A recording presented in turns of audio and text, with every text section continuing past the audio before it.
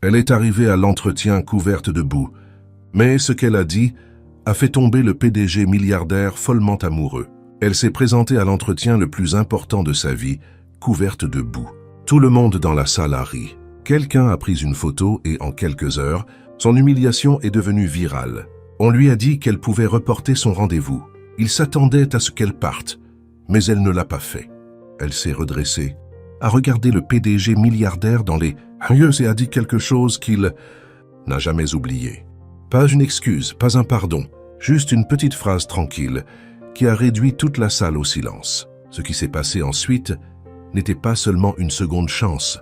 C'était le début d'une histoire d'amour que personne n'avait vu venir, pas même lui. Avant de continuer, si vous appréciez les histoires touchantes et inspirantes comme celle-ci, n'oubliez pas de vous abonner à la chaîne et de laisser un j'aime.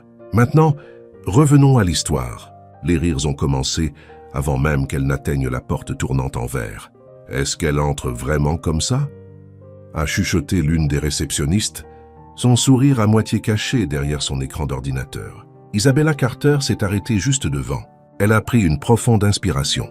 Le poids de la boue séchée tirait sur l'ourlet de son blazer beige clair, désormais ruiné. Son talon gauche s'était cassé en deux.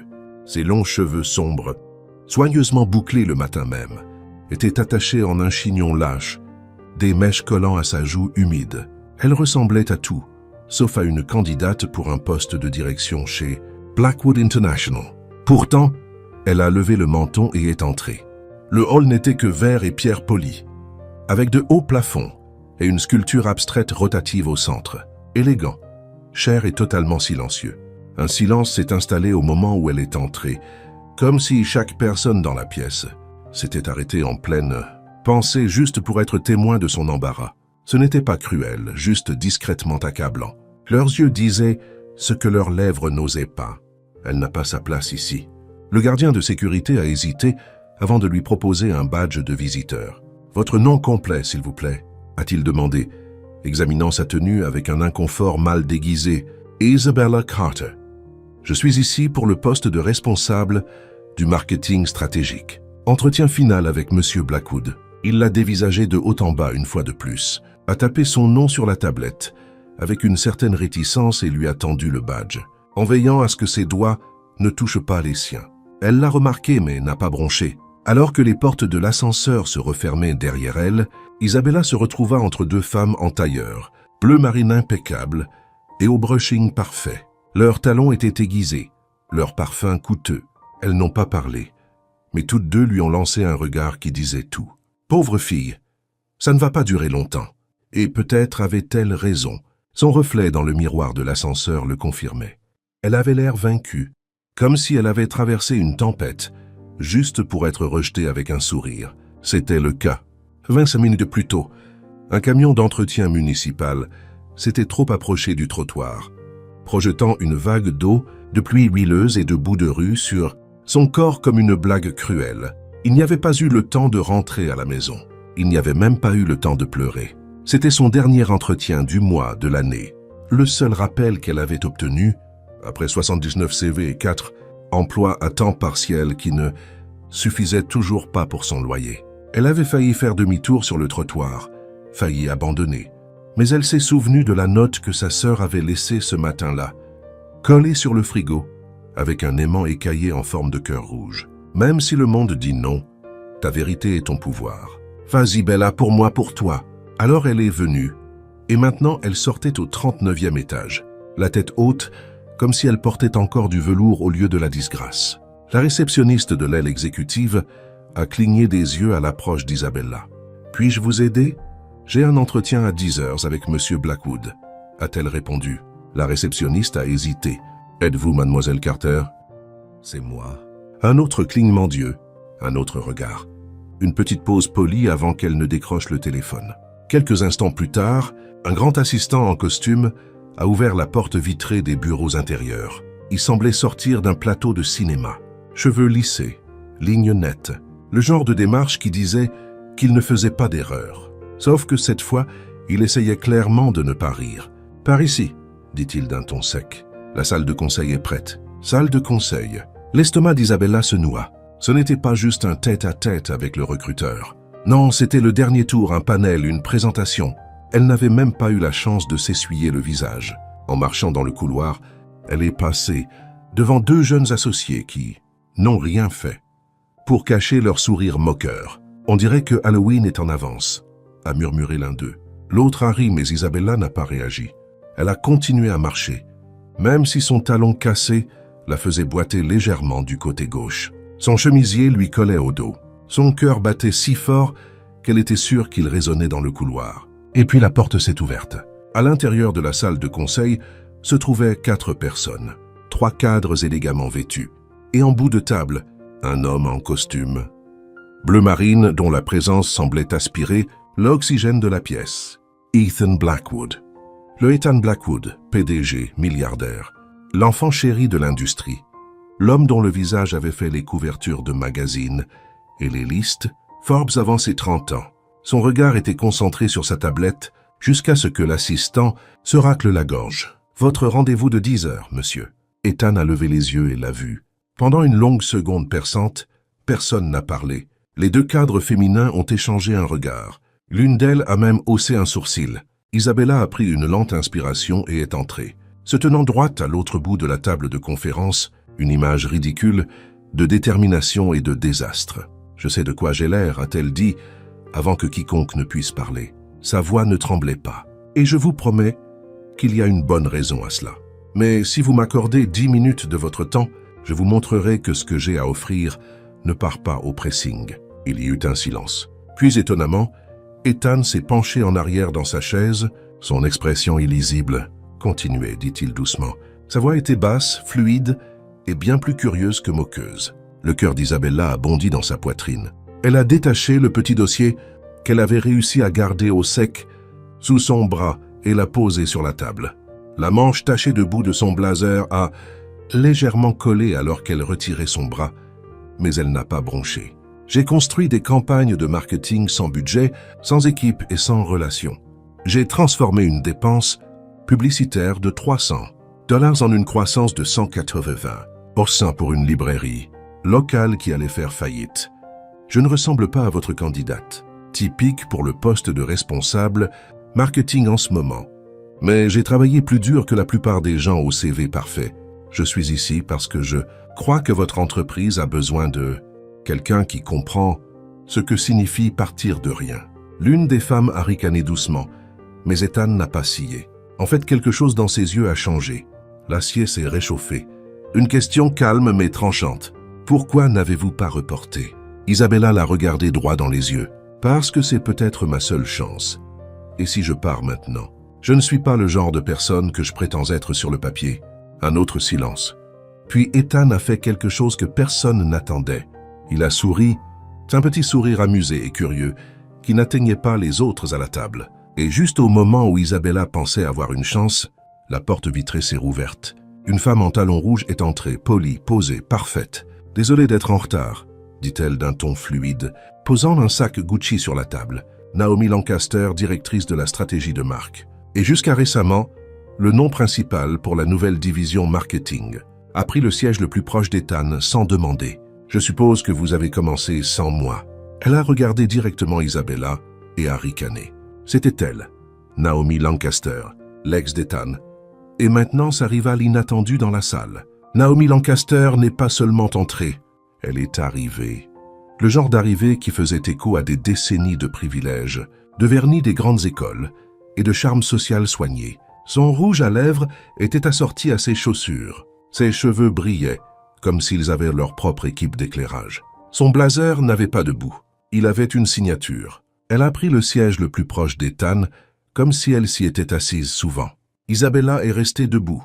Ethan n'a pas dit un mot.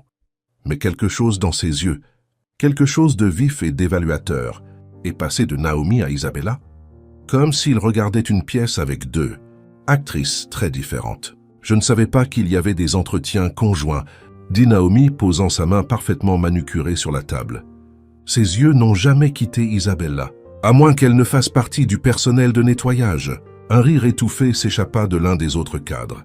Le souffle d'Isabella se coupa, non par colère, mais par cette incrédulité silencieuse qui frappe quand quelqu'un franchit une ligne dans une pièce pleine de silence. Ethan a regardé Naomi. C'est une candidate. Et elle était en train de présenter ses arguments. Oh, le sourire de Naomi s'est crispé. Eh bien, dans ce cas, continuez, je vous en prie. Isabella a senti le picotement derrière ses yeux, mais elle ne l'a pas laissé monter. Au lieu de cela, elle a tourné une page de son dossier et s'est dirigée vers le tableau blanc. Chaque pas résonnait dans ses chaussures détrempées. Chaque mouvement était un risque. J'ai passé les 2 dernières années à conseiller. 2 petites entreprises qui ne pouvaient s'offrir personne d'autre, commença-t-elle en débouchant le marqueur. Ce n'étaient pas des clients prestigieux, mais ils m'ont appris à écouter, à pivoter rapidement, à faire quelque chose avec très peu. C'est le genre de réflexion dont vous avez besoin quand le marché change du jour au lendemain. Elle a commencé à esquisser une étude de cas, une campagne de relance de librairie, étape par étape. Pas de mots à la mode, juste des résultats. Son écriture était maladroitement penchée. Les marqueurs ont grincé une fois, mais sa voix était stable. Ses mains bougeaient avec assurance. Ethan la regardait comme si elle était un puzzle qu'il ne s'attendait pas à aimer. Puis son estomac a gargouillé bruyamment, et tout le monde l'a entendu. Le moment est resté suspendu dans l'air. Naomi a souri derrière sa tasse de café. Les cadres supérieurs ont baissé les yeux sur leur tablette, faisant semblant de ne pas remarquer. Isabella a levé les yeux du tableau, le marqueur toujours à la main. « Mes excuses, dit-elle d'un ton calme. Je n'ai pas eu la chance de manger depuis 5 heures du matin. » Une pause, puis à sa propre surprise, elle ajouta avec un sourire. La boue n'était pas au menu du petit déjeuner. Ethan a lâché un rire bref. Pas fort mais sincère. Même l'un des cadres a esquissé un sourire réticent. C'était le plus petit changement. Mais elle l'a ressenti comme une brise quand l'air de la pièce est vicié depuis trop longtemps. Naomi, visiblement agacée, a croisé les jambes et a regardé Ethan. Dois-je revenir plus tard? Ou est-ce que cette performance artistique fait partie du nouveau processus de recrutement? La voix d'Ethan est descendue d'un ton. Plus fraîche, plus ferme maintenant. Tu es la bienvenue pour rester, Naomi. Mais tu ne fais pas partie du panel de décision. Tu as demandé à observer. Je pensais que ce serait instructif, répondit-elle d'un ton léger. C'est toujours bien de voir ce qui se fait. On ne sait jamais qui peut vous surprendre. Le moment est passé, comme un nuage bloquant le soleil. Isabella a terminé sa courte présentation et est retournée à son siège, toujours debout, toujours boueuse, assumant chaque centimètre de son tailleur ruiné comme s'il était fait de soie. Elle a fait glisser le dossier sur la table vers Ethan. Ce n'est pas imprimé sur du papier glacé, mais ce sont des chiffres réels, une croissance réelle, des gens réels. Ethan n'a pas pris le dossier tout de suite. Il la regardait toujours avec une sorte d'intensité tranquille qui lui donnait l'impression d'être soudainement vu. « Merci, mademoiselle Carter, dit-il d'une voix mesurée. Nous vous recontacterons. » Et juste comme ça, le moment était terminé.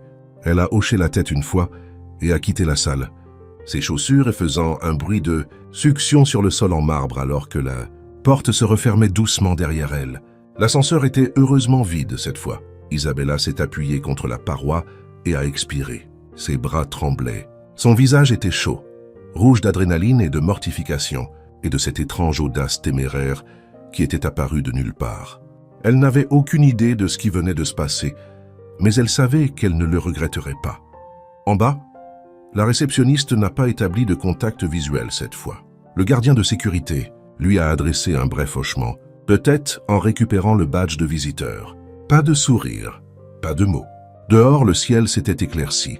La boue sur le trottoir avait séché en craquelure. Elle s'est assise sur le bord d'un bac à fleurs et a enlevé son talon cassé, frottant l'endroit douloureux de sa cheville. Et pour la première fois de la journée, elle a souri, non pas parce que les choses s'étaient bien passées, car ce n'était pas le cas, mais parce que d'une manière ou d'une autre, elle avait parlé sans se rabaisser. Elle a regardé son téléphone. Aucun message, aucun appel manqué, aucune solution magique l'attendant dans sa boîte de réception, mais aucune honte non plus. Juste au moment où elle se levait pour partir, une voix l'appela derrière elle. « Mademoiselle Carter ». Elle s'est retournée. C'était lui, Ethan Blackwood, debout devant les portes tournantes, dans son costume bleu marine, ressemblant en tout point au PDG milliardaire, et tenant un sac en papier et un café à emporter. Isabella s'est figée. « J'ai oublié quelque chose ». Il s'est avancé vers elle lentement, lui offrant le café et le sac. Déjeuner ou petit déjeuner tardif, selon votre emploi du temps. Elle a cligné des yeux. Vous m'avez apporté de la nourriture. Vous étiez à jeun. Il a désigné le banc. J'ai pensé que ce serait moins humiliant que de s'évanouir dans le hall. Une pause. Puis elle a ri un rire court, surpris, honnête. Je n'ai pas l'habitude d'accepter la charité. Tant mieux, dit-il en s'asseyant à côté d'elle sans demander. Ce n'est pas de la charité. Elle a regardé la tasse. Son nom y était écrit. Mal orthographié comme Isabelle, il l'a remarqué et a souri. J'ai deviné. Ils sont restés silencieux un instant. Elle a pris une gorgée de café. Il était exactement comme elle l'aimait. Et pour la première fois de la journée, elle a eu chaud. Vraiment chaud. Puis juste au moment où elle allait prendre le sac, son téléphone a vibré. Une notification unique. Objet urgent. Email interne envoyé par erreur. Elle a cliqué et son cœur s'est arrêté. L'email apparemment envoyé par l'assistant de Naomi comprenait des commentaires. Désobligeant sur une fille, boueuse non qualifiée perturbant les entretiens de direction. Il avait été transféré à toute l'entreprise et les médias s'en étaient déjà emparés. La photo d'Isabella était maintenant virale et le monde regardait. Elle ne bougea plus. Ses doigts planaient sur l'écran du téléphone, la tasse de café tremblant soudainement sur ses genoux. L'image en haut de l'email était indéniable. Isabella debout dans cette salle de conseil, couverte de boue, pointant le tableau blanc avec un marqueur à la main. L'objet hurlait en gras. Voilà qui passe des entretiens chez Blackwood maintenant. Des dizaines de réponses avaient déjà inondé le fil. Perk, c'est une blague? Y a-t-il eu une inondation qu'on a ratée? Isabella sentit le sang quitter son visage. Ethan se pencha, lisant l'écran. Sa mâchoire se crispa. Son expression s'assombrit, non pas d'embarras, mais de quelque chose de plus froid. Une fureur contrôlée. Naomi, marmonna-t-il, ou son assistant. Mais cette formulation, c'est elle qui l'a écrite. Isabella ne pouvait plus parler. Sa voix s'était ratatinée quelque part dans sa poitrine. Ses mains se sont crispées autour du sac en papier comme s'il pouvait l'ancrer au moment présent. « C'est mortifiant », chuchota-t-elle. « Non », dit-il brusquement en se levant. « C'est inacceptable. » Mais Isabella ne bougea pas. « Ma photo est partout maintenant. Les gens se moquent de moi. » Il la regarda et il y avait une douceur dans sa voix quand il parla ensuite. « Laissez-les faire. Si vous pouvez gérer une salle comme vous l'avez fait aujourd'hui, vous pouvez gérer ça. » Elle leva les yeux vers lui, les yeux encore écarquillés. « Vous le croyez vraiment? Je ne serais pas là si ce n'était pas le cas. » Une voiture klaxonna au loin. Des gens passaient sur le trottoir, ignorant que la femme sur le banc, les cheveux en désordre, les chaussures ruinées, le café oublié, était désormais au centre de la dernière tempête de ragots d'Internet. Elle expira lentement puis hocha la tête. « D'accord. » Il pencha la tête, un soupçon de curiosité derrière ses yeux gris tempête. « D'accord, je survivrai à ça, » dit-elle. « Mais je vais avoir besoin d'un sandwich décent d'abord. » Un sourire étira le coin de sa bouche. « C'est juste. » Plus tard cet après-midi-là, Isabella était assise à une petite table de café à l'intérieur d'un bistrot caché de Midtown. Les murs étaient tapissés de peintures, de travers et d'étagères, remplis de tasses dépareillées. Ça sentait le basilic, la farine et quelque chose qui mijotait depuis des heures. Elle a mordu dans son grilled cheese avec le genre de concentration que les gens réservent habituellement aux déclarations d'impôts. En face d'elle, Ethan, toujours en costume mais avec la cravate desserrée, la regardait comme une sorte d'anomalie. « J'essaie de décider si c'est le meilleur sandwich que j'ai jamais mangé, » dit-elle entre deux bouchées, « ou si c'est juste parce que mon dernier repas consistait en 3 biscuits et une vitamine. Je dirais les 2, dit-il sèchement. Pendant un moment, ils sont restés dans ce genre de silence qui n'a pas besoin d'être comblé. Le café était assez petit pour que personne ne semble les remarquer. Ou s'il le faisait, il s'en fichait, ce qui pour Isabella était un miracle. « Je ne sais même pas ce qui se passe après », dit-elle après une longue gorgée de thé. L'expression d'Ethan devint plus sérieuse. L'équipe de relations publiques va répondre et la fuite de l'email sera traitée en interne. Je m'en assurerai. Elle le regarda, à moitié en plaisantant.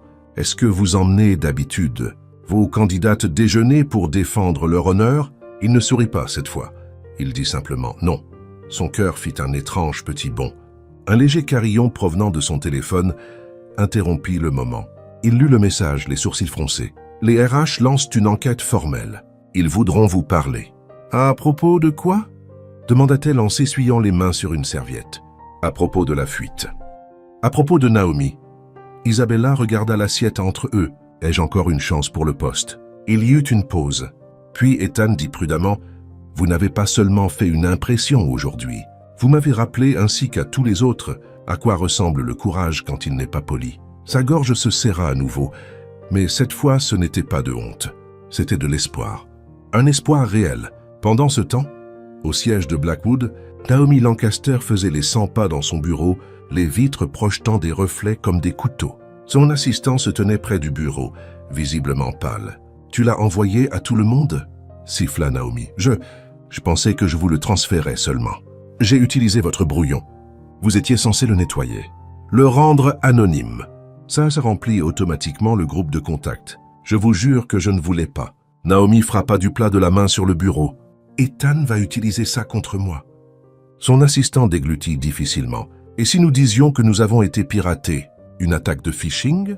Naomi marqua une pause. « Non, ça me ferait paraître encore plus incompétente. » Elle fit à nouveau les 100 pas, plus vite cette fois. « Nous faisons du contrôle des dégâts. Nous changeons l'angle. Nous dirons que nous étions préoccupés par la rupture des protocoles de sécurité, qu'elle s'est présentée sans autorisation, sans pièce d'identité, couverte de boue. Elle était une source de perturbation. » Son assistant ouvrit la bouche pour répondre. Mais le téléphone de Naomi vibra. Un nouveau message d'Ethan Blackwood. Objet, réunion de bureau, urgent. Heure, 18h. Lieu, 39e étage. Salle de conseil exécutive. Elle le lut et ressentit quelque chose qu'elle n'avait pas ressenti depuis des années. De la peur. Au café, Isabella s'essuya les mains et se leva en brossant les miettes de ses genoux. Ses vêtements étaient toujours tachés, ses cheveux toujours dans ce chignon indiscipliné, mais ses yeux, ils étaient stables maintenant. « Merci » dit-elle en rencontrant le regard d'Ethan. Il se leva aussi, plus lentement. « Pour le sandwich pour m'avoir vu. » Un instant passa. Puis elle ajouta, « Je devrais partir avant que votre assistant ne nous prenne en photo et ne la diffuse dans la presse. »« C'est déjà fait, » dit-il sans hésiter. Elle cligna des yeux. « Quoi ?» Il sortit son téléphone et lui montra l'écran.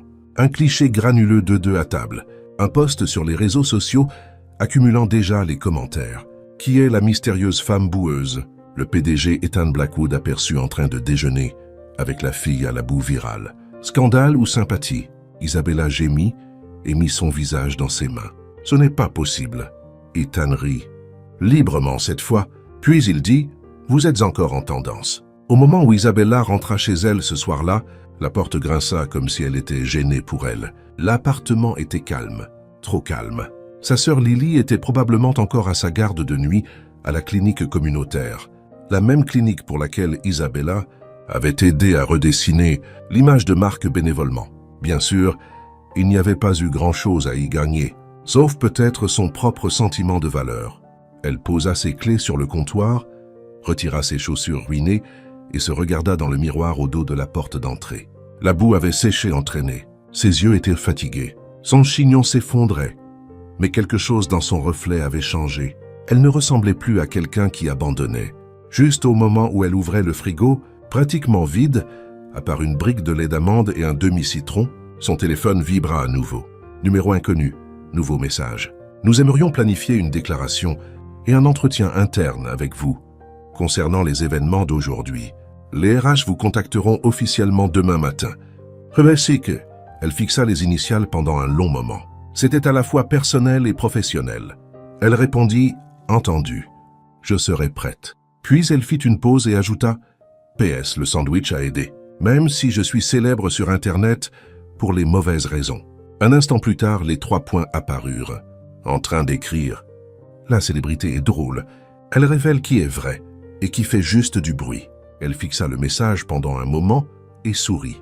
Le lendemain matin, les bureaux de Blackwood bourdonnaient déjà de tension. Les équipes de relations publiques chuchotaient dans les salles de conférences vitrées. Les assistants faisaient semblant de ne pas lire les gros titres. Le nom de Naomi était en tendance, et pas de la manière dont elle avait l'habitude. Un cadre supérieur croisa Ethan dans le couloir.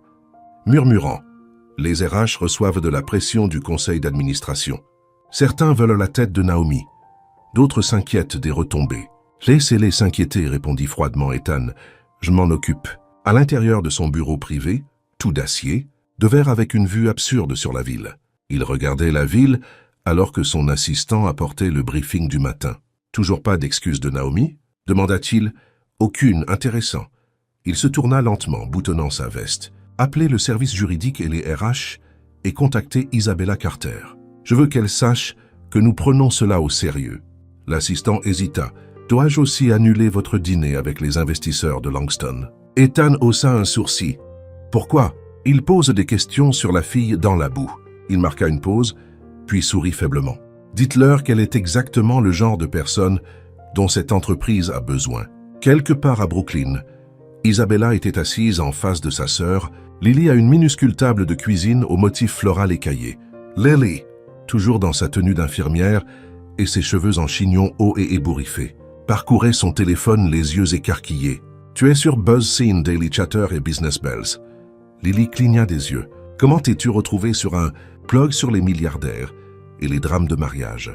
Je suppose que la boue et le chaos comptent comme des appâts à clics. » Lily sourit. « Tu es sûr que tu n'as pas versé un peu de charme sur ce PDG ?» Isabella leva les yeux au ciel. « Ce n'était pas comme ça. »« Ah oui, ce n'était pas le cas. » Sa sœur posa le téléphone. « Mais est-ce que ça va le devenir?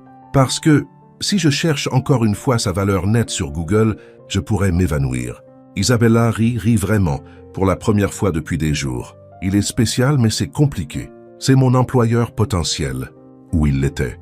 La voix de Lily s'adoucit. « J'ai vu la façon dont tu t'illumines quand tu parles d'hier. Ce n'est pas seulement pour le travail. » Isabella ne répondit pas, mais son silence disait tout. Plus tard ce jour-là, au siège de Blackwood, la réunion interne avait été convoquée. Une table ronde de représentants des RH, de conseillers juridiques et Ethan Blackwood lui-même. Assis en bout de table, manches retroussées, sans cravate, expression illisible. Isabella arriva précisément à l'heure, cette fois vêtue d'une simple robe bleu marine, des chaussures plates propres et ses cheveux en un chignon bas soigné. Elle avait l'air posée, lucide et complètement différente de la femme qui s'était tenue là couverte de boue. Mais d'une certaine manière, elle semblait encore plus puissante maintenant. Le responsable des RH commença. « Mademoiselle Carter, nous tenons à nous excuser. Formellement pour le manquement au professionnalisme interne ainsi que pour l'impact que l'email divulgué a pu avoir sur votre réputation. » Isabella hocha la tête mais ne parla pas. Le responsable continua. « Nous avons identifié l'expéditeur et... » Ethan leva une main, l'arrêtant. « Ne jouons pas les timides. Naomi Lancaster est responsable. Qu'elle l'ait envoyé ou approuvé. Cela a été fait dans l'intention d'humilier. » La pièce devint silencieuse. « De plus, ajouta-t-il, Isabella, Carter restera candidate pour le rôle de responsable du marketing stratégique. Et si le conseil d'administration n'est pas d'accord, ils peuvent m'en parler directement. » Des murmures s'élevèrent. Un représentant juridique griffonna des notes. Isabella cligna des yeux. « Vous me gardez dans le processus? Vous l'avez mérité malgré le gâchis. Ou peut-être à cause de lui. » Elle le regarda, puis regarda les autres dans la pièce. « Je veux clarifier une chose, dit-elle lentement. Je ne suis pas ici pour créer un drame. Je n'ai pas demandé cette attention. Mais je me défendrai. Et si votre entreprise n'accorde de la valeur qu'à la perfection polie, alors je ne suis pas à ma place. » Ethan se pencha en arrière dans sa chaise, bras croisés, ce demi-sourire revenant. « Mais si vous valorisez la résilience et le cœur, et les gens qui se présentent malgré tout, même couverts de boue, alors peut-être que j'ai ma place ici après tout. » Personne ne parla. Puis Ethan dit simplement « C'est le cas. » Ce soir-là, de retour dans son appartement, Isabella trouva quelque chose d'inattendu dans sa boîte aux lettres. Une petite enveloppe, sans adresse de retour. À l'intérieur, une photographie, un tirage glacé de la photo virale dans la salle de conseil, mais retouché. La boue était estompée, l'éclairage adouci. La légende écrite au dos à l'encre noire. Parfois, le moment où vous êtes le plus humilié est celui où vous êtes la plus courageuse. Pas de signature, mais elle n'en avait pas besoin. Elle reconnut l'écriture. C'était la sienne. Cela faisait longtemps qu'Isabella n'avait pas pleuré. Pas le genre de pleurs, calme et fatigué qui coule sur la joue sans qu'on s'en aperçoive, mais le vrai genre. Celui qui vous prend au dépourvu au milieu de quelque chose de simple comme laver une tasse ou plier une serviette. Cette nuit-là, c'est arrivé au-dessus d'une boîte à chaussures. Elle cherchait un câble de chargement. Les vieux que Lily et elle ne jetaient jamais étaient entassés au fond de son placard. Elle sortit la boîte, s'assit en tailleur sur le sol et ouvrit le couvercle, ne s'attendant à rien d'autre que de la poussière et des fils. Au lieu de cela, elle trouva le passé. Une pile d'enveloppes, des cartes postales attachées par un ruban, des programmes délavés de pièces de théâtre scolaires et d'événements locaux. Et près du fond, une lettre scellée adressée à Ethan Blackwood. « Oh mon Dieu !» chuchota-t-elle, portant sa main à sa poitrine. Elle l'avait écrite il y a 3 ans. Une lettre destinée à accompagner sa toute première candidature à Blackwood. Internationale à l'époque où elle était une jeune diplômée, les yeux brillants, pleine d'idées et de désespoir, et sans absolument aucune relation. Elle avait écrit la lettre à la main avec soin, mais elle s'était dégonflée avant de l'envoyer. Isabella l'ouvrit maintenant avec des doigts tremblants. « Cher monsieur Blackwood, vous ne me connaissez pas. Vous ne me connaîtrez probablement jamais, mais je postule à votre entreprise parce que je crois que les marques peuvent changer la vie des gens. Et vous avez construit une marque qui a fait cela pour moi. Quand ma mère est décédée et que nous avons presque perdu notre maison, la campagne d'alphabétisation de votre fondation a aidé à sauver la bibliothèque communautaire. J'y passais des après-midi entiers parce que nous n'avions pas de chauffage à la maison. Vous m'avez donné plus qu'un abri. Vous m'avez donné un avenir. C'est pourquoi je veux travailler pour vous. Je ne viens pas de l'argent ou d'un héritage, ou de quoi que ce soit de brillant, mais je travaille dur et j'apprends vite. Et si jamais vous me donnez ma chance, je vous promets que je ne la gâcherai pas. Sincèrement, Isabella Carter. » Elle fixa les mots. Les larmes brouillèrent l'encre. Elle ne l'avait jamais envoyé. Elle avait eu trop peur que cela paraisse émotionnel, non professionnel, petit. Maintenant, elle réalisait que ce n'était rien de tout cela. C'était honnête. C'était elle. Et Ethan devait la lire. Pendant ce temps, au bureau, Ethan se tenait près de la fenêtre. La ligne d'horizon lumineuse s'étendait devant lui, bras croisés. Il n'avait pas cessé de penser à elle. Pas depuis la salle de conseil, pas depuis le café, pas depuis la façon dont elle l'avait regardé, avec défi. Oui, mais aussi avec une sorte de clarté brute qui l'avait ébranlé. Il avait déjà vu de l'ambition, beaucoup même. Ce qu'il n'avait pas vu depuis des années, c'était la conviction sans ego, le cœur sans agenda. Et cette lettre qu'il lui avait envoyée, c'était impulsif. Il ne faisait jamais de choses pareilles, ne franchissait jamais les barrières professionnelles. Mais quelque chose en elle refusait de rester compartimenté. Il s'assit, sortit son téléphone et rédigea un message. « Si vous êtes libre demain, j'aimerais continuer notre conversation. Pas un entretien, juste un café. Un vrai café cette fois. » Il fixa l'écran puis cliqua sur « Envoyer ». Le lendemain, dans un coin de café tranquille, le genre d'endroit que personne ne remarque vraiment. Tout en bois récupéré et tasses surdimensionnées. Le barista salua Ethan par son nom, mais avec la même aisance décontractée que n'importe quel autre client. Isabella arriva avec 5 minutes d'avance. Elle portait un jean et un pull vert foncé, ses cheveux tombant librement sur ses épaules. Son seul maquillage était une légère trace de rouge à lèvres. Ethan se leva quand elle entra, et pendant un instant, il la regarda simplement. Pas de boue, pas de stress, juste elle. « Salut », dit-elle. Il lui désigna la table près de la fenêtre, déjà dressée avec 2 cappuccinos et une part de gâteau au citron. « Je me suis souvenu que vous aviez mentionné que le petit déjeuner était de 3 biscuits et une vitamine. » Elle sourit. « Eh bien, c'est généreux comparé à certains jours. » Ils s'assirent. Pendant quelques instants, ce fut silencieux, mais ce n'était pas gênant. C'était le genre de silence qui laisse respirer. « J'ai apporté quelque chose, » dit-elle en sortant la lettre pliée de son sac. Il haussa un sourcil. « Une mise en demeure ?» Elle rit en secouant la tête. Pire, quelque chose que je n'avais jamais eu l'intention d'envoyer. Elle la fit glisser sur la table. Il la lut sans l'interrompre.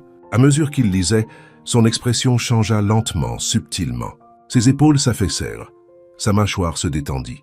Quand il eut fini, il leva les yeux et il y avait quelque chose d'entièrement nouveau dans son regard. « Je n'en avais aucune idée, dit-il doucement. « Je n'ai jamais pensé que cela importait, répondit-elle.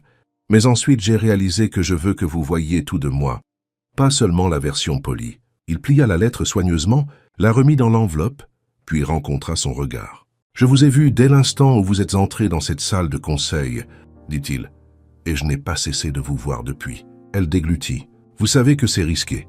Nous. Si cela devient quelque chose. » Il hocha la tête. « C'est pourquoi, si c'est le cas, nous le ferons bien. Transparent, public, sans secret. Je ne laisserai pas cela compromettre votre chance. » Elle sourit doucement. Vous êtes vraiment un romantique caché sous tout cet Armani. Ne ruinez pas ma réputation, plaisanta-t-il. Elle prit son café, levant sa tasse. Aux deuxièmes chances, même les plus boueuses, il cogna sa tasse contre la sienne. Surtout les boueuses. Quelque part dehors, dans une voiture garée, le déclencheur d'un appareil photo cliqua doucement. Un photographe avec un badge de presse baissa son objectif, souriant. « Je vous tiens », chuchota-t-il. Il tapa un message sur son téléphone. « J'ai le rendez-vous café. Blackwood n'est plus si intouchable. Photo arrive. » Et juste comme ça, ce qui était censé être privé était sur le point de devenir très public. En milieu de matinée, son visage était à nouveau partout. Mais cette fois, ce n'était pas de la boue. C'était du gâteau au citron et du café. Et le moment impossible à mal interpréter. Capturé en plein rire, en plein regard. Isabella Carter et Ethan Blackwood, assis côte à côte dans une table de fenêtre confortable, têtes inclinées l'une vers l'autre, sa main frôlant à peine la manche de son costume. La photo avait une légende avant même qu'elle ne la voie. La fille à la boue virale du PDG milliardaire est maintenant son mystérieux. Rendez-vous. Du désastre à la romance, Ethan Blackwood et Isabella. Carter suscite des rumeurs. Après avoir été repéré dans un café, discret moins de 24 heures, après le drame de la salle de conseil. Et juste comme ça, l'entretien n'était plus ce dont les gens parlaient. C'était d'eux, chez Blackwood International, dans la salle de conseil du 39e étage. Naomi Lancaster fit glisser l'impression sur la table polie vers le conseil d'administration. « Voulez-vous vraiment que cela circule ?» dit-elle froidement. Les cadres jetèrent un coup d'œil à la photo. Certains sourirent faiblement. D'autres semblaient légèrement mal à l'aise. « C'est une candidate, pas une personnalité publique. C'est le PDG. C'est un gros titre qui risque de se retourner contre nous. Elle est aussi la victime de votre email divulgué, » répondit sèchement Ethan en entrant sans frapper. Naomi s'hila à peine. « Et maintenant elle est quoi, votre compagne de déjeuner ?» Ethan ignora la pique. « Elle a été humiliée. Je lui ai offert un café. Ce n'est pas de l'inconduite, c'est de la décence. » Un membre plus âgé du conseil se pencha en avant, la voix lente. « Ethan, nous vous avons soutenu à travers les acquisitions, les expansions, même la presse personnelle. Mais s'il y a même l'ombre d'une irrégularité, il n'y en a pas. Alors soyez proactifs, » continua l'homme. « Faites une déclaration. Clarifiez la situation avant que les médias n'en fassent un scandale. » Ethan expira par le nez. Il n'aimait pas être acculé, même par la vérité. « Très bien, » dit-il. « Je m'en occuperai aujourd'hui. » Tard ce matin-là, dans l'appartement d'Isabella, on frappa à sa porte sans ménagement. Isabella s'essuya les mains sur un torchon confuse. Elle n'attendait personne. Quand elle ouvrit, un coursier en uniforme lui remit une enveloppe bleu marine impeccable, gaufrée, scellée. Blackwood International Confidential. Elle cligna des yeux. Qu'est-ce que c'est une remise en main propre? On m'a dit de ne pas partir avant que vous l'ayez lu. Isabella l'ouvrit avec précaution. À l'intérieur, un projet de déclaration formelle, clairement rédigé par une équipe de relations publiques. Nettoyé sur impersonnel. En réponse aux photos récentes, Blackwood International tient à clarifier que Mademoiselle Carter n'est pas employée par l'entreprise et qu'il n'existe aucun conflit d'intérêt concernant sa candidature ou son entretien. Elle lut la dernière ligne 2 fois. Il n'existe aucun conflit, juste des mots froids. Ce n'était pas signé par Ethan, mais cela aurait tout aussi bien pu l'être. Ce qu'Isabella ignorait, c'est qu'Ethan avait déjà rejeté le projet. S'il devait y avoir une déclaration, ce serait sa déclaration à lui. Elle resta là, sur le pas de la porte, encore pieds nus, le cœur s'affaissant lentement. C'était donc ainsi que cela se passerait. Une mise à distance tranquille, un effacement respectueux. Plus tard cet après-midi-là, dans l'atrium de l'entreprise, Ethan monta au podium, un micro épinglé à son revers. La diffusion interne était retransmise dans tous les bureaux de Blackwood à travers le monde. Non pas à cause d'un scandale, du moins pas encore, mais parce que la direction regardait. Le conseil d'administration regardait. Elle regardait. Il parla clairement, calmement. J'ai toujours cru que diriger signifie se présenter quand c'est difficile, assumer ses erreurs et protéger les gens, quand ils n'ont pas de pouvoir dans la salle. Sa voix ne flancha pas. Ce qui s'est passé dans cette salle de conseil était un échec, non pas de professionnalisme, mais de culture. Mademoiselle Carter est venue à nous en tant que candidate. Elle s'était moquée. Sa photo a été divulguée. Et pourtant, elle a livré l'un des argumentaires les plus convaincants. que j'ai vu depuis des années. Quelque part, Naomi se raidissait dans son siège. J'ai rencontré Mademoiselle Carter après coup, non pas en tant que son supérieur, non pas en tant que PDG, mais en tant que personne qui respecte le courage. Et oui, je lui ai payé un café. Quelques rires résonnèrent dans la foule, mais je n'ai pas franchi de ligne. Je m'en suis assuré. Et si un jour cette entreprise a la chance de l'avoir dans notre équipe, ce ne sera pas à cause de moi. Ce sera parce qu'elle l'aura mérité. Dans des talons trempés de boue, avec une voix qui ne tremblait pas. Il leva les yeux vers la caméra. Et c'est ce genre de force que je veux à mes côtés, pas derrière moi. Cette nuit-là, de retour dans son appartement, elle ne pleura pas. Mais elle sentit quelque chose se dénouer en elle. Comme si le souffle qu'elle retenait depuis des jours quittait enfin sa poitrine. Elle repassa la diffusion, écoutant à nouveau, avec une voix qui ne tremblait pas. Elle fixa la lettre pliée sur sa table basse, celle qu'il portait toujours, celle qu'elle avait failli ne pas envoyer. Son téléphone vibra. Ethan Blackwood. Si je ne suis pas renvoyé demain matin, accepteriez-vous de me laisser vous emmener dîner? Quelque part avec de vraies chaises. Elle rit doucement puis répondit « Seulement si c'est un endroit où je peux porter des chaussures propres. PS, j'ai une contre-proposition. Vous apportez le vin, je cuisine. » Pendant ce temps, dans le bureau de Naomi, on frappa à la porte. Elle se tourna, s'attendant à son assistant. Au lieu de cela, c'était le service juridique. 2 hommes en costume. Pas de sourire. Nous devons vous parler. Elle plissa les yeux. À propos de quoi? De l'email. De la décision finale des RH. J'ai déjà parlé à... Il y a plus, dit le plus âgé, lui tendant un dossier. Apparemment, il y a un schéma répétitif. Les doigts de Naomi se figèrent sur le dossier alors qu'elle lisait la ligne en gras. Suspension de 30 jours sans éligibilité au bonus. Une panique froide et silencieuse s'installa sur ses épaules. Ce n'était pas fini, loin de là. Dans la cuisine d'Isabella, la sauce tomate mijotait. Elle alluma une petite bougie sur la table, non pas parce que c'était romantique, mais parce que cela rendait les choses moins temporaires. Puis elle ouvrit le tiroir et en sortit un vieil objet délavé, l'aimant en forme de cœur rouge du frigo de sa mère, celui qui avait tenu la lettre. Elle le posa délicatement sur le comptoir. Cela signifiait la maison. Cela signifiait la famille. Cela signifiait qu'elle n'était plus la fille de la salle de conseil. Et demain, elle allait être quelque chose d'encore plus courageux. Il apporta du vin. Bien sûr qu'il le fit. Un merlot doux avec une étiquette qu'elle ne pouvait pas prononcer et un ruban autour du goulot, pas pour la frime, juste par attention. Quelque chose dans ce petit détail rendit Isabella nerveuse d'une manière qu'elle n'avait pas été de toute la semaine. Les enjeux semblent très élevés, plaisanta-t-elle en ouvrant la porte. Ethan se tenait là en jean, un vrai jean et un pull sombre, l'air légèrement incertain de lui-même. C'était la première fois qu'il n'avait pas l'air d'être le propriétaire du bâtiment devant, lequel il se tenait. Enjeux élevés, répéta-t-il. Vous avez apporté un ruban. Il regarda la bouteille. C'était soit ça, soit des fleurs. Et je ne savais pas si les fleurs étaient présomptueuses.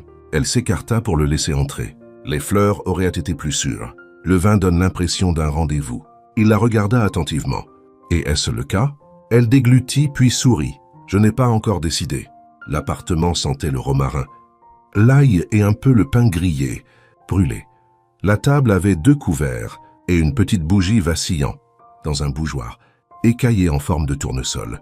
Ethan regarda autour de lui en versant le vin. « Oh, is it? » « Oui, plus réel que n'importe quel restaurant où je suis allé depuis des années. » Isabella haussa un sourcil. Cela ressemble à un compliment et à un avertissement. « C'est un compliment, dit-il. » Puis après une pause, il ajouta « Et peut-être une confession. » Elle s'assit, lui tendant un bol de pâte. « Bol de confession, allez-y. » Il prit d'abord une gorgée de vin, peut-être pour gagner du temps. Puis doucement, « Je n'ai pas fait ça depuis longtemps. » « Dîner ?» Il secoua la tête. « Se connecter. » La pièce fut silencieuse un instant. Puis, sentant qu'elle ne le jugerait pas, il continua. « Mes parents étaient mariés publiquement. Jamais en privé. Mon père était l'héritage. Ma mère était le contrôle de la presse. J'ai été élevé pour diriger des entreprises, pas des relations. » Isabella ne l'interrompit pas.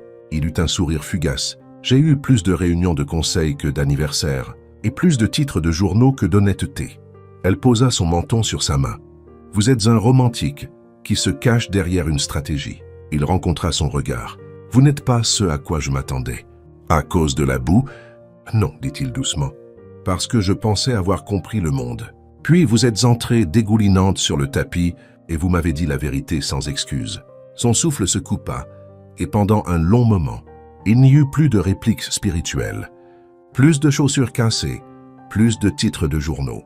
Juste 2 personnes à une table, se voyant sans le bruit environnant. Après le dîner, elle fit du thé. La ville bourdonnait doucement à travers la fenêtre ouverte. Un bourdonnement lointain de taxis et de promeneurs de chiens tardifs et de vie se déroulant sans eux. Il s'appuya contre le comptoir de la cuisine, la regardant. « Tu gardes l'aimant, dit-il, désignant le cœur rouge, qui tenait un reçu délavé sur le frigo. Elle regarda, sourit. « Celui de ma mère. Était-elle comme vous ?» Elle pencha la tête. Elle était plus bruyante, mais oui, elle se battait pour des choses que la plupart des gens ne remarquent jamais. Elle serait fière. Cela la fit scier rapidement. « Attention, dit-elle, vous redevenez poétique. » Il rit, puis se redressa. « Puis-je te montrer quelque chose ?» demanda-t-il. Elle hocha la tête. Il sortit son téléphone, ouvrit un dossier et le lui tendit. À l'intérieur se trouvaient des dizaines de photos de petits projets communautaires, des bibliothèques, des écoles, un camion de bibliothèque mobile dans une ville rurale qu'elle reconnut instantanément. « C'est ce que nous ne mettons pas dans les communiqués de presse, » dit-il. « Le travail de notre fondation. Votre lettre m'a rappelé pourquoi nous l'avons commencé. » Isabella fixa les photos. Et soudain, elle avait 7 ans à nouveau, assise en tailleur dans un coin de la bibliothèque, pendant que sa mère cherchait des emplois sur l'ordinateur public. Cette bibliothèque avait été sauvée grâce à son entreprise. « J'étais juste l'un de ses enfants, » chuchota-t-elle. Il s'approcha. « Non, tu as toujours été plus que ça. » Et c'est là que le silence changea. Pas lourd, pas précipité, juste plein de tout ce qu'il n'avait pas encore dit, mais n'avait pas besoin de dire. Il ne l'embrassa pas ce soir-là. Au lieu de cela, quand il se leva pour partir, il soutint son regard pendant un long moment et dit « Ne pressons pas les choses. Je ne veux pas tout gâcher en prétendant que nous sommes quelque chose que nous ne sommes pas encore prêts à être. » Elle hocha la tête, reconnaissante et un peu stupéfaite par le respect de sa retenue. Avant qu'il ne parte, elle fouilla dans le tiroir, sortit l'aimant en forme de cœur rouge et le lui tendit. « Gardez-le, dit-elle, jusqu'à ce que je décide si c'est un rendez-vous ou non. » Il le regarda comme s'il était fragile. « Je le protégerai au péril de ma vie. » Pendant ce temps, Naomi était assise à son bureau, fixant une boîte de réception vide. Plus d'alliés, plus d'excuses, plus de gros titres. Pour la première fois de sa vie, son nom n'était plus au centre de la conversation. Quelqu'un d'autre l'était, et cette personne le faisait avec de la boue sur ses talons et un cœur qui refusait de plier. Naomi prit son téléphone et commença à écrire. Le responsable des RH fit glisser une page unique sur la table. « Nous aimerions formellement vous proposer le poste de responsable du marketing stratégique. » Isabella expira, le soulagement envahissant sa poitrine. « J'accepte. » Le premier jour ne parut réel que lorsque les portes de l'ascenseur s'ouvrirent.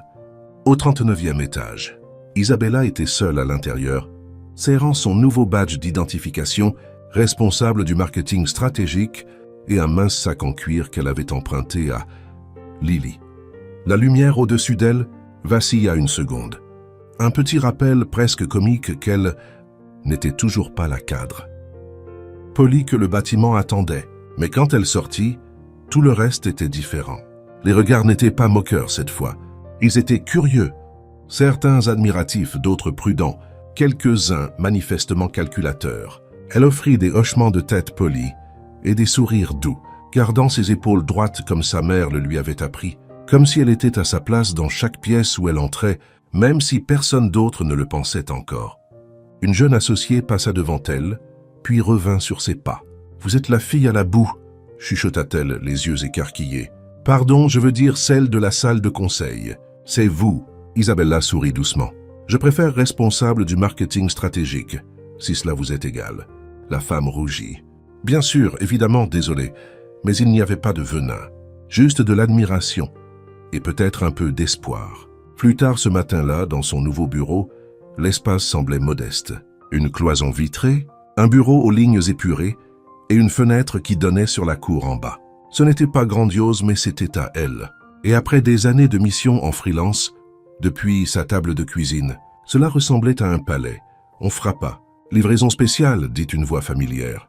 Elle se tourna et sourit. Ethan se tenait sur le seuil de la porte, tenant une petite plante en pot, d'un vert éclatant, vivante, joyeuse sans complexe. « Est-ce notre version des fleurs approuvée par les RH » demanda-t-elle. « Soigneusement vérifiée, dit-il.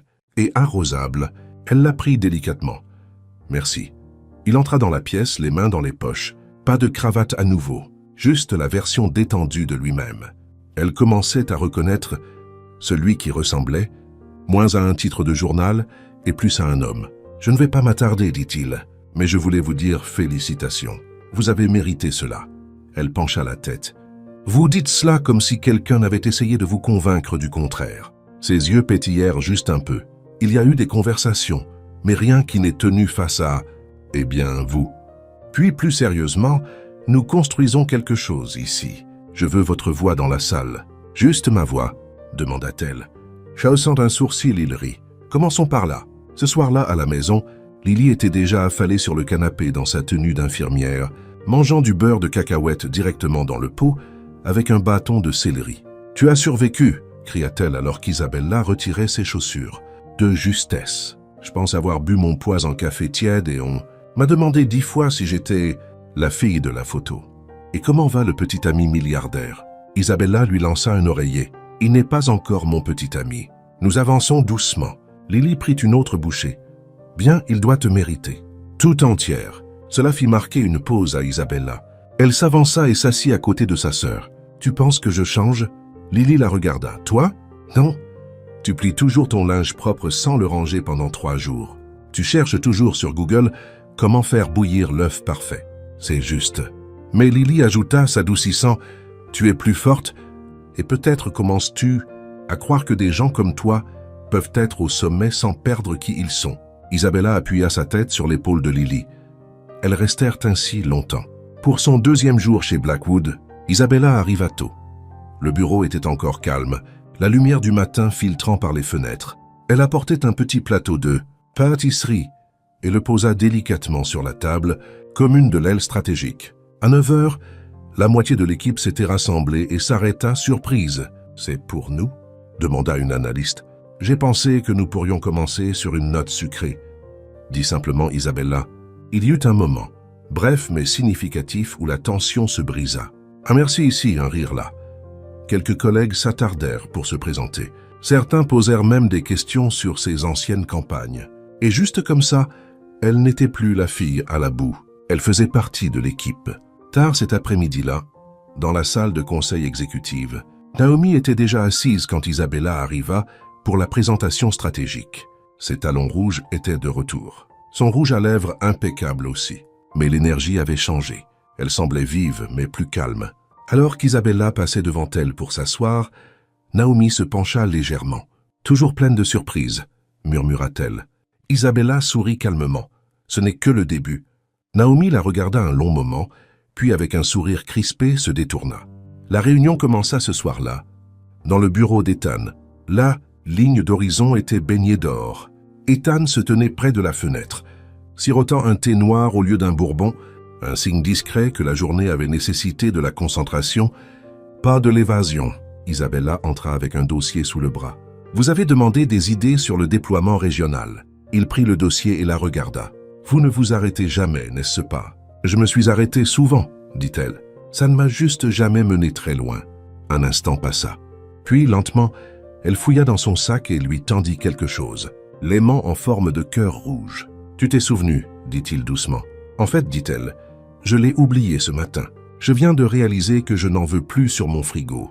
Il parut perplexe. Pourquoi pas? Parce que, dit-elle en rencontrant ses yeux, ma vie ne consiste plus seulement à survivre dans cet appartement. Je n'ai plus besoin d'un rappel de ce que j'ai failli perdre. J'ai besoin de place pour la suite. Son regard s'adoucit. Alors laisse-moi t'aider à construire cet espace. Et pour la première fois, sans presse, sans public, sans contrôle de dégâts, il prit sa main et elle ne la retira pas.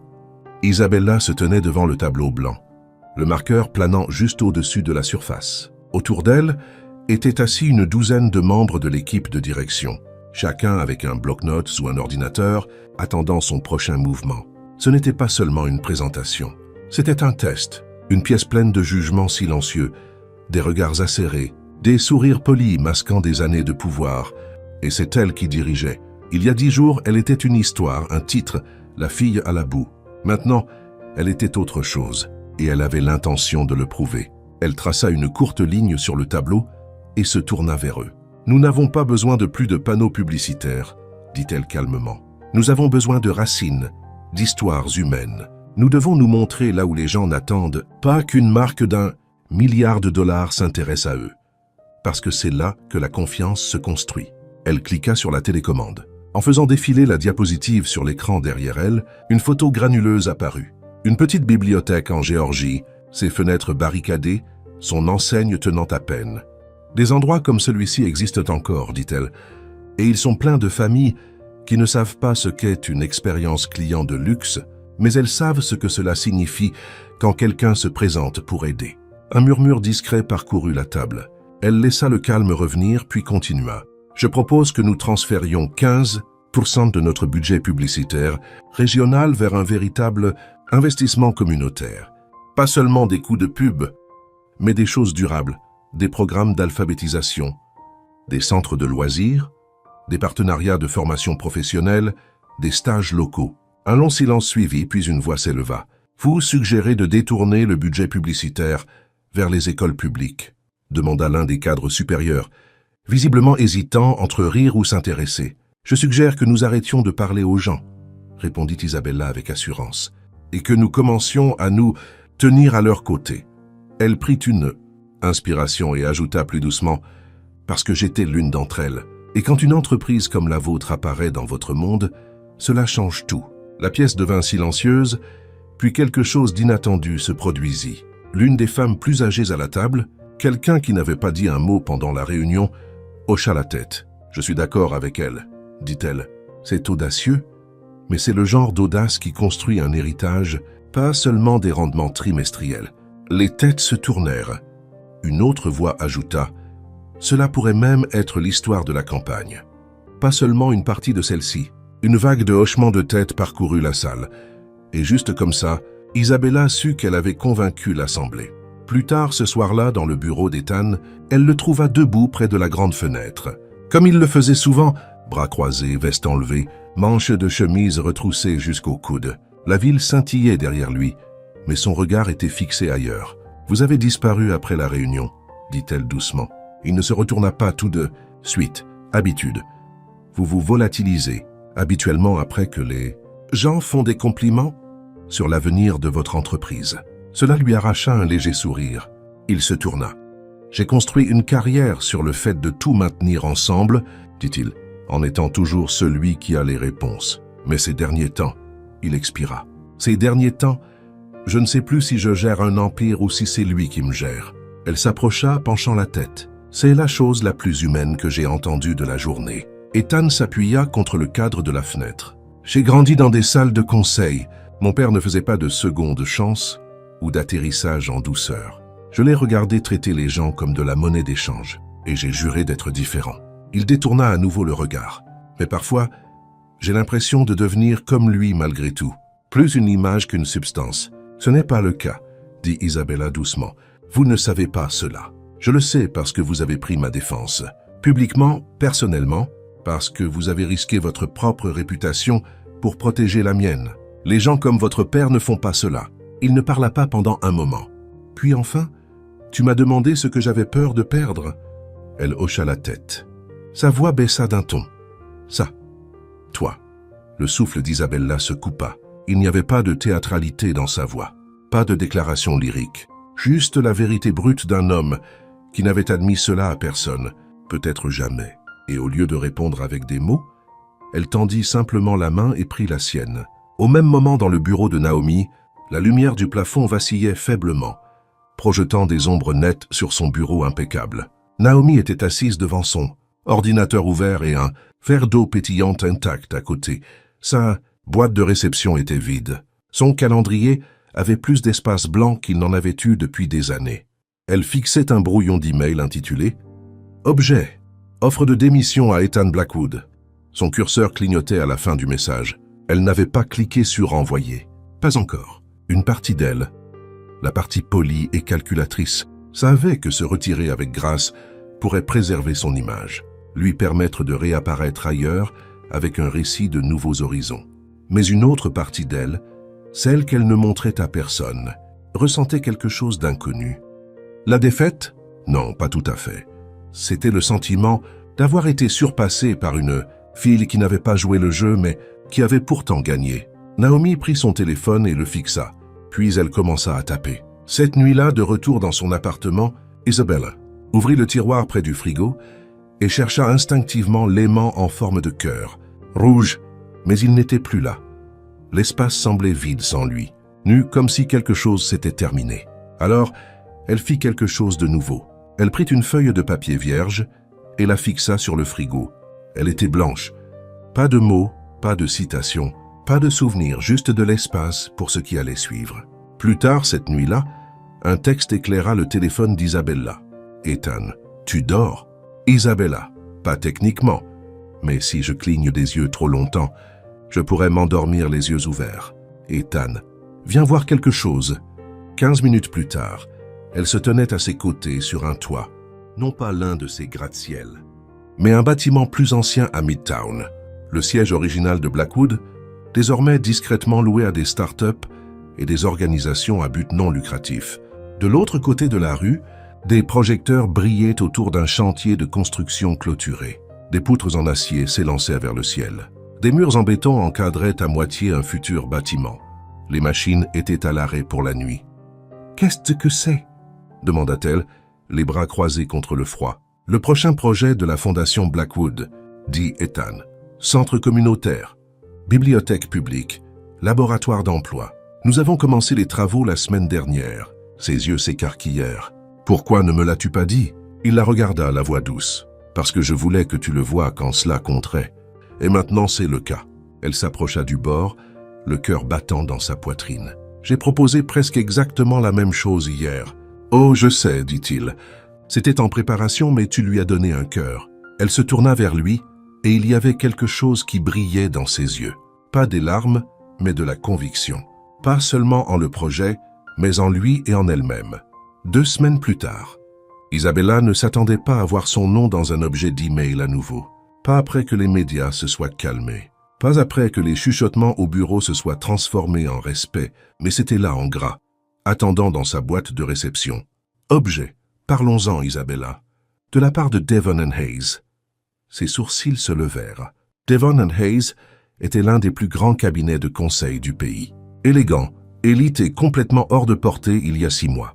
Elle leur avait envoyé un CV un jour. Il était resté sans réponse. Elle cliqua. « Nous avons suivi votre parcours chez Blackwood avec grand intérêt. Votre récente présentation a montré non seulement une vision créative, mais une rare conviction. Nous aimerions discuter d'une opportunité de direction dans notre équipe de storytelling stratégique. Niveau manager senior, principal, avec une voix rapide vers le poste de vice-présidente. Une pause. Elle lut à nouveau. Niveau VP. Ses doigts planaient sur le clavier.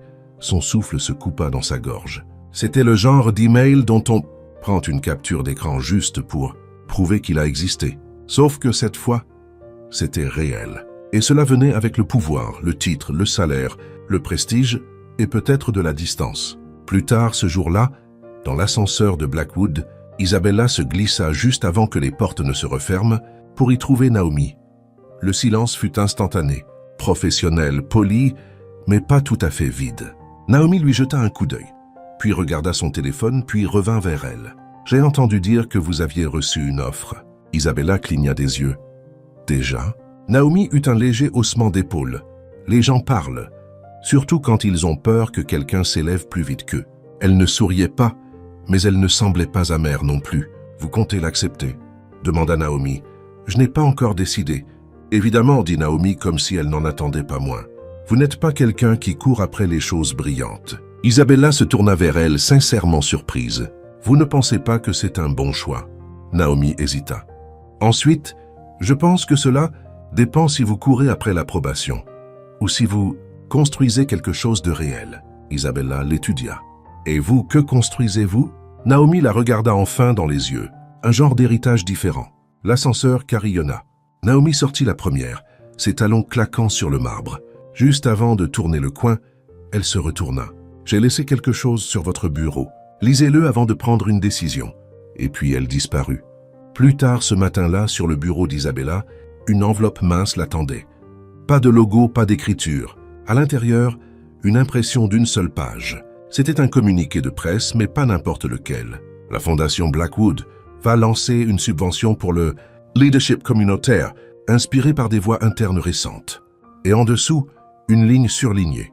Cette initiative est dédiée à la conviction que diriger ne consiste pas à élever la voix, mais à écouter profondément. Une valeur incarnée par les BISA, contribution récente de l'équipe que nous sommes fiers de soutenir désormais. Pas de nom, pas de fanfare, mais elle savait que Naomi l'avait validé. C'était assuré qu'il passe. Pas pour le crédit, pas pour la vengeance, peut-être pour quelque chose qui ressemblait étrangement à une rédemption. Cette nuit-là, dans le bureau d'Ethan, elle ne frappa pas. Il leva les yeux de son bureau, la ville derrière lui s'estompant dans un crépuscule doux. « Tu es au courant ?» demanda-t-elle. « Pour Devon and Hayes ?» Elle hocha la tête. Il posa son stylo. « Ils ne sont pas idiots. »« Non, dit-elle, ils ne le sont pas. » Il se leva lentement, contournant le bureau pour lui faire face. « Je ne vais pas essayer de t'en dissuader, dit-il. Je sais. Je veux que tu aies toutes les opportunités possibles. Je le sais aussi. » Le calme entre eux s'étira. Puis elle dit doucement, « Mais tu as peur que je l'accepte ?» Il ne répondit pas, ce qui était en soi une réponse. « J'ai travaillé si dur juste pour être dans la salle, » chuchota-t-elle. « Maintenant, quelqu'un m'offre la table, et je ne sais pas si j'en veux ou si je ne veux simplement pas qu'on me le propose 2 fois. » Il s'approcha à la voix basse. « Qu'est-ce que tu veux ?» Elle le regarda, vraiment. Et pour la première fois de sa vie, il n'y avait pas qu'une seule réponse. « Je veux la vie que j'ai failli abandonner, » dit-elle. « Celle qui a du sens, des racines, avec quelqu'un qui voit tout de moi, et reste malgré tout. » Il ne bougea pas, mais elle vit quelque chose changer dans son regard. Puis elle ajouta, « Et je veux être quelque part où ma voix a de l'importance, pas seulement mon CV. » Il hocha lentement la tête. « Alors reste, dit-il. Pas une supplication, pas un ordre, juste une vérité. Reste.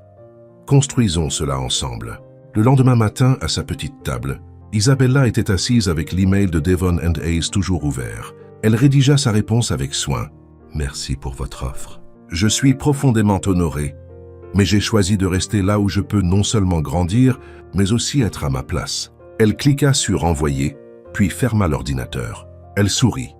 Non pas parce que le choix était facile, mais parce qu'il était le sien. Quelques étages plus bas, dans le bureau de Naomi, celle-ci lut la note interne, confirmant la décision d'Isabella. Et elle sourit aussi, mais pas avec arrogance, avec quelque chose qui ressemblait à du soulagement. Peut-être, juste peut-être, avait-elle aidé quelqu'un à faire le genre de choix qu'elle n'avait pas su faire des années auparavant, et cela importait plus qu'elle ne l'aurait cru. En milieu de journée, dans le bureau d'Ethan, un petit paquet l'attendait sur son bureau. Il l'ouvrit confus, jusqu'à ce qu'il voie le contenu. Un bloc-notes. Un stylo élément en forme de cœur rouge scotché à une carte qui disait « Certaines histoires n'ont plus besoin d'être punaisées sur le frigo. Elles font déjà partie des murs. » Il le fixa, puis ferma la porte du bureau et sourit. Pas le genre de sourire qu'il donnait lors des conférences de presse, pas celui qu'il portait dans les salles de conseil. L'autre, le vrai, celui que seule elle avait jamais vu. 6 mois plus tard, la boue faisait toujours partie de l'histoire. Elle revenait dans les entretiens, autour d'un café avec des stagiaires curieux, dans des mentions passagères, lors de conférences. Il y avait toujours quelqu'un pour dire « Attendez, vous êtes celle de la photo, n'est-ce pas ?» Et Isabella hochait la tête avec un sourire, ni embarrassé, ni amer, juste calme. « C'est moi, disait-elle, et j'ai toujours le tailleur. Je ne l'ai pas emmené au pressing. C'est une sorte d'objet sacré maintenant. » Il riait, mais pas de moquerie, parce que l'histoire n'était plus à propos de la boue. C'était à propos de ce qui était venu après. C'était plus petit que dans ses souvenirs. C'est amusant de voir comment l'enfance rend tout tellement plus grand. Les escaliers, les étagères, les gens. Mais le bâtiment de Maple Street tenait toujours avec ses briques rouges, et ce même trottoir fissuré qu'elle sautait quand elle était petite. Seulement maintenant, il y avait un nouveau panneau, Centre d'apprentissage Eleanor Carter, en l'honneur de ceux qui nous enseignent ce qui compte vraiment. Isabella se tenait devant l'entrée principale, entourée de chaises pliantes, de panneaux en ardoise, d'une table de limonade et d'une file d'enfants collant leur nez contre les portes vitrées. Le moment semblait irréel, comme si le temps s'était plié doucement, revenant en arrière pour lui montrer le chemin parcouru. Elle jeta un coup d'œil à l'homme à ses côtés, grand, calme, ses manches retroussées, une main sur son dos. Ethan était venu de la ville tôt ce matin-là juste pour être à ses côtés. Il avait refusé de prendre la parole lors de la cérémonie, disant « Ce n'est pas mon histoire, c'est la tienne ». Le maire se racla la gorge. « Mademoiselle Carter », dit-il en lui tendant les ciseaux de cérémonie, « voulez-vous nous faire l'honneur ?» Ses doigts tremblèrent, mais seulement un peu. Elle regarda le ruban rouge brillant, flottant légèrement dans la brise, puis la foule. « Cet endroit, dit-elle doucement, m'a sauvé un jour.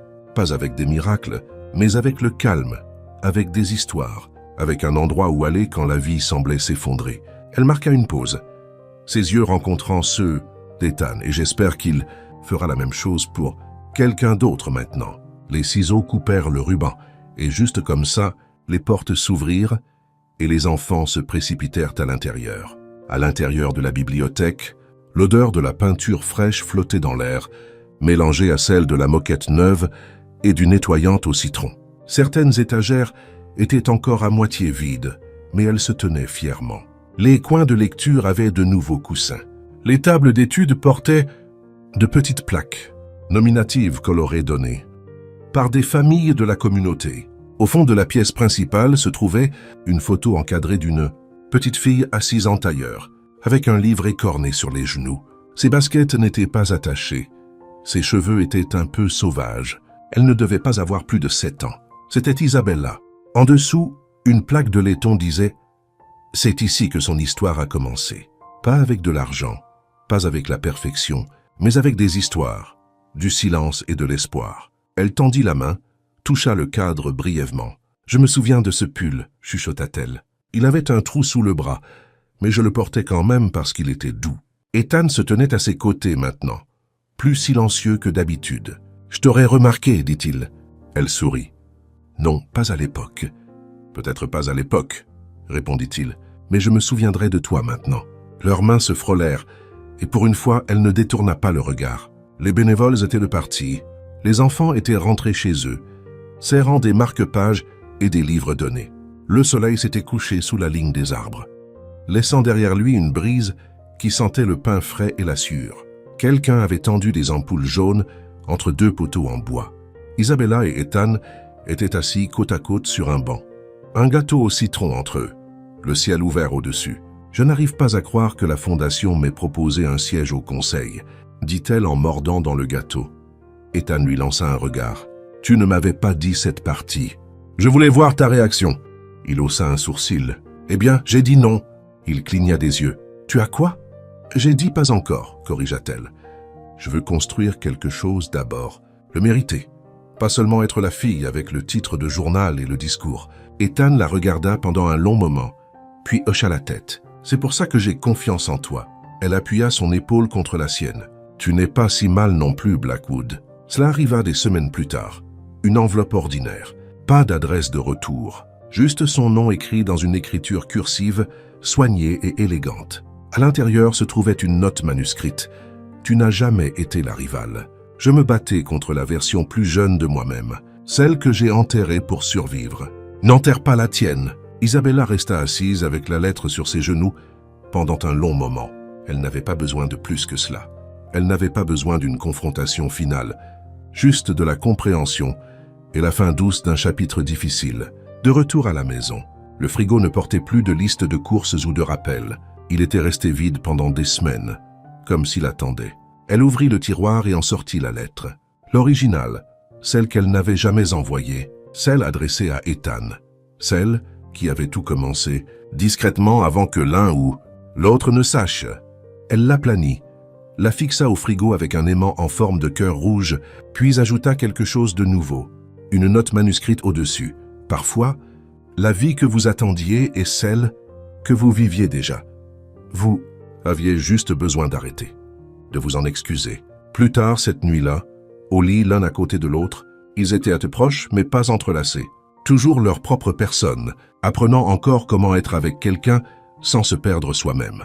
Ethan tourna la tête, l'étudiant à la lueur de la lampe de chevet. « Tu penses parfois à comment tout cela a commencé? Tu veux dire quand je ressemblais à quelqu'un qui avait lutté contre une tempête de pluie? Je veux dire, la façon dont tu es entré comme si tu n'avais plus rien à perdre. » Elle sourit doucement. C'était le cas. « Et maintenant ?» Elle tourna son visage vers le sien.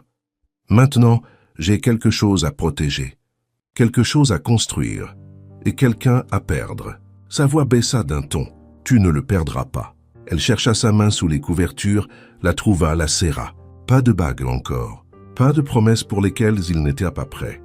Mais ceci était quelque chose de réel. Parfois, l'amour ne vient pas avec des feux d'artifice. Il vient dans une reconnaissance tranquille, dans le moment où quelqu'un écoute vraiment et ne bronche pas. Le jour où vous vous tenez dans la boue, tremblante, et parlez quand même, dans la décision de rester. Non pas parce que vous le devez, mais parce que finalement vous le voulez. Parce que l'amour, le véritable amour, ne vous sauve pas. Il se tient à vos côtés pendant que vous vous sauvez vous-même. Auriez-vous fait le même choix qu'elle? Seriez-vous resté pour construire ou seriez-vous parti pour monter plus vite? Dites-moi ce que vous auriez fait. Et si cette histoire vous a touché, vous savez quoi faire. Aimez, partagez et abonnez-vous pour plus d'histoires qui restent avec vous-même après leur fin. Et notez cette histoire de 1 à 10 dans les commentaires. J'aimerais savoir ce qu'elle vous a fait ressentir. Vous comptez, votre voix compte. Et votre présence ici signifie plus que vous ne le pensez. Merci d'avoir regardé. À bientôt pour la prochaine histoire.